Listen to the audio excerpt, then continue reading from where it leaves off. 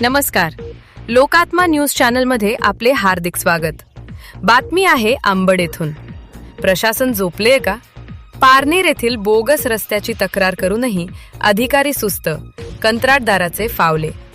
जालना जिल्ह्यातील अंबड तालुक्यातील मौजे पारनेर येथील सिमेंट रस्त्याच्या कामात मोठ्या प्रमाणावर अनियमितता आणि निकृष्ट दर्जा समोर आला आहे. पुराव्यासह तक्रार करूनही प्रशासकीय यंत्रणा ढिम्म हालचाल करत नसल्याने ग्रामस्थांमध्ये संतापाची लाट उसळली आहे. प्रशासन आणि कंत्राटदाराचे अर्थपूर्ण संगनमत आहे का, असा थेट सवाल आता नागरिक लोकात्मा न्यूजच्या माध्यमातून विचारत आहेत. GPS पुराव्यांसह तक्रार, तरीही दुर्लक्ष. या प्रकरणातील धक्कादायक बाब म्हणजे सामाजिक कार्यकर्ते सय्यद अयूब संदलजी यांनी या कामातील गैरप्रकाराचा पर्दाफाश केला आहे.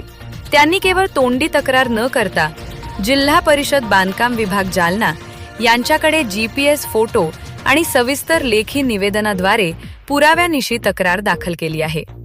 तक्रारीतील मुख्य मुद्दे: अंदाजपत्रकाप्रमाणे साहित्याचा वापर न करणे, सिमेंटचे अत्यंत कमी प्रमाण आणि दर्जाहीन खडीचा वापर, कामाच्या ठिकाणी तांत्रिक निकषांची पायमल्ली, ग्रामस्थांचा संताप आणि इशारा.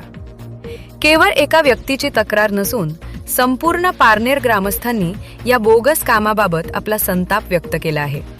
ग्रामस्थांनी बोलताना म्हटले आहे की हा रस्ता म्हणजे जनतेच्या कराच्या पैशांची उघड लूट आहे.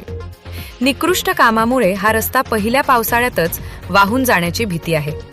तक्रार करून अनेक दिवस उलटले तरी एकही अधिकारी साधी पाहणी करायलाही आलेला नाही. यामुळे कंत्राटदाराचे मनोबल अधिकच वाढले आहे. प्रशासनाला लोकात्मा न्यूजचे काही तिखट सवाल. 1. पुरावे देऊनही चौकशी का नाही? सय्यद अयूब यांनी GPS फोटोसह तक्रार दिली असताना प्रशासन कुणाची वाट पाहत आहे? 2.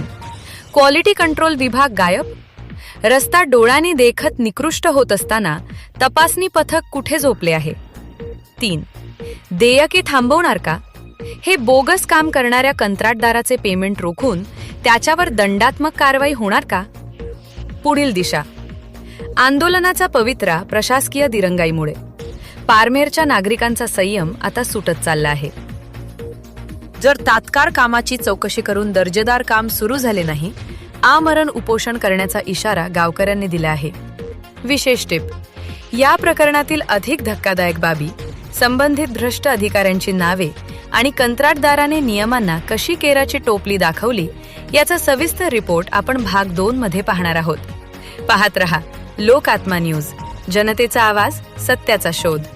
लोकात्मा न्यूज चॅनलसाठी प्रतिनिधी तरंग कांबळे, अंबड.